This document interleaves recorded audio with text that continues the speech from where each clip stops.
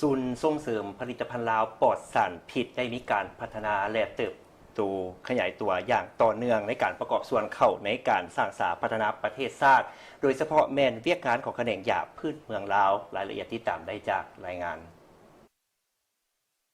เพื่อเป็นการสร้างขบวนการคำนับหับตอนวันสร้างตั้งสาธารณรัฐประชาธิปไตยประชาชนลาวครบรอบ50 ปีคือวันที่2ธันวาคม1975หาที่2ธันวาคม2025ให้มีบรรยากาศฟดฟื้นและเป็นการส่องแสงให้เห็นด้านตั้งหน้าของศูนย์ซึ่งภายหลังประเทศชาติได้รับการสถาปนานับแต่เมื่อประกาศสร้างตั้งสาธารณรัฐประชาธิปไตยประชาชนลาวจนถึงปัจจุบัน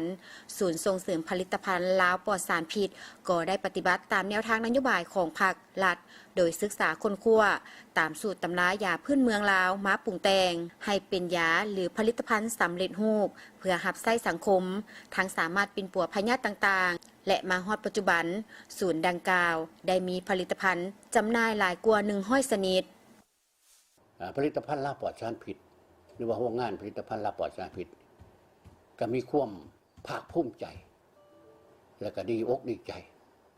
ที่ว่าเขาก็ได้มีส่วนประกอบส่วนหนึ่งให้แก่สังคมลาวก็คือประเทศชาติลาวของพวกเขาที่ว่าได้ผลิตภัณฑ์มีผลิตภัณฑ์เกือบ100ชนิดที่ว่าเป็นหัวคิดประดิษฐ์สร้างเป็นมูลมั่งของบรรพบุรุษลาวเขาแล้วก็วัตถุดิบของลาวเขานี่100%มาปรุงแต่งเป็นสินค้าเครื่องใส่ซอยต่างๆที่ได้กล่าวมาแล้วก็มาฮอดปัจจุบันนี้ถือว่าสังคมยอมรับนับมือนับกว้างควงออกทั้งภายในและต่างประเทศผู้ที่ว่าได้คนคิดประดิษฐ์สร้างนี่ก็มีความดีใจที่ว่าตนก็เลยประกอบส่วนให้แก่ชาติบ้านเมืองในการรักษาตำรา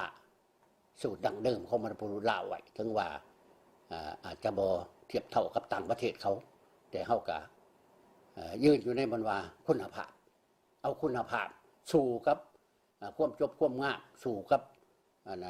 ค่านิยมต่างๆศูนย์แห่งนี้ได้กำเนิดขึ้นจากหลายปัจจัยโดยเฉพาะแม่นแนวทางนโยบายของพรรคและรัฐที่ว่าเพิ่งตนเองกลุ่มตนเองและสร้างความเข้มแข็งด้วยตนเองโดยยึดถือการปกปักรักษาสูตรตำรายาพื้นเมืองลาวที่เป็นของบรรพบุรุษเฮาที่เคยใช้มาหลายเซนคนเป็นต้นยาพื้นเมืองปัวพยาธิต่างๆเครื่องปรุงแต่งอาหารเครื่องใช้ในครัวเรือนประเภทต่างๆจุดประสงค์ในการสร้างตั้งศูนย์ก็เพื่ออยากให้คนลาวมีสุขภาพที่แข็งแรงอายุยืนยาวโดยที่บ่ต้องนำใช้สารเคมีเข้าในการดำรงชีวิตอันนี้จากคิดชี้นำของประธานไกรสอนพรหมวิหารเขาได้บทเรียนจากการชี้นำของเพิ่นในเวลาที่เขาเริ่มต้นมาหันมาเฮ็ดธุรกิจเพิ่นบอกว่าจะเฮ็ดธุรกิจนี่นะให้เฮ็ดเริ่มต้นตั้งแต่น้อยไปหาใหญ่แต่ง่ายๆไปหายากผลิตภัณฑ์ลาวปลอดสารพิษนี่เขาจะเน้นหนักใส่ธรรมชาติปลอดสารพิษเพื่อสุขภาพอันนี้เลยมันว่าเป็นหลักการของเขาจะยืนอยู่ในคุณภาพเป็นหลักและวัตถุดิบต้นตอที่เขาเอามาผลิตนี้เขาเอ่ยว่าเอามาจากต้นกำเนิดก็มาต้นกำเนิดนี่แม่นที่เกิดจากธรรมชาติอย่างแท้จริงบ่มีการตัดแต่งพันธุกรรมหรือ GMO ต่างๆซึ่งเขาจะเน้นนักแต่ว่าวัตถุดิบที่เอามาผลิตของเขานี่นอกจากว่าเขาปลูกเขาเองแล้วเขาก็มีสมาชิกที่ว่าให้เขาจะปลูกแต่ว่าบ่ให้เอาพืชพันธุ์ที่ว่าได้มีการตัดแต่งพันธุกรรมต่างๆมานำใช้เพราะว่าอันนี้เห็นรักษาตามสูตรตำราดั้งเดิมแท้ๆอาจารย์จะเฮ็ดให้ผลิตภัณฑ์ลาวปลอดสารพิษของเขานี่นับแต่ทั้งกาแฟบ่ยาพื้นเมืองบ่และเครื่องใช้ซอยต่างๆนี่และยังรักษาในลักษณะธรรมชาติปลอดสารพิษการผลิตของศูนย์แมนเฮ็ดแต่น้อยหาใหญ่